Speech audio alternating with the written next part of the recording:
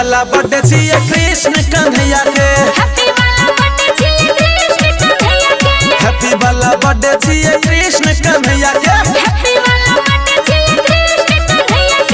खुशी में झूमे छै धरती गगन यो, केक मंगने छिए खेथिन मोहन यो, छोटा सा लाला छथिन यशोदा मैया के। हैप्पी वाला बर्थडे छिए कृष्ण कन्हैया के। हैप्पी वाला बर्थडे छिए कृष्ण कन्हैया के।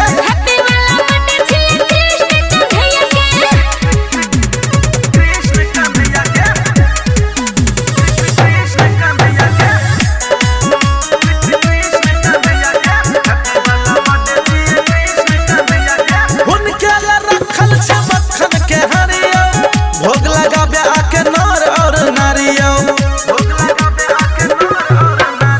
भक्ति में भूलल छै तन और मन यो, दुनिया दीवाना छै गाबै भजन यो। हुनके ला रखल छै मक्खन के हरियो, भोग लगाबे आके नर और नारियो। सब कियो मिलके बातू कन्हा से प्यार यो, हिनके चरण में छै दुनिया संसार यो।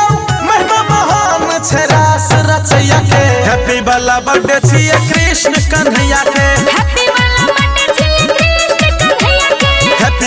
बर्थडे छिए कृष्ण कन्हैया के।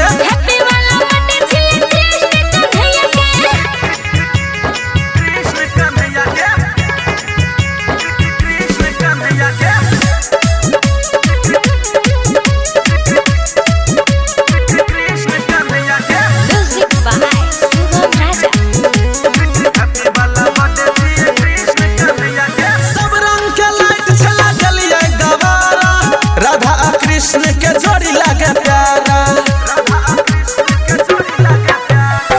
अब 6 साल भर में ई शुभ दिन यो, लागे छै गजबे मंदिर के नजारा। सब रंग के लाइट छै लागलिए गवारा, राधा आ कृष्ण के जोड़ी लागे प्यारा। बजबै छै डीजे सब के ठुमका लगाबै छै, भैया आ भौजी मिलके पैसा लुटाबै छै। दिल से प्रणाम करू बंशी बजैया के। हैप्पी वाला बर्थडे छिए कृष्ण कन्हैया के।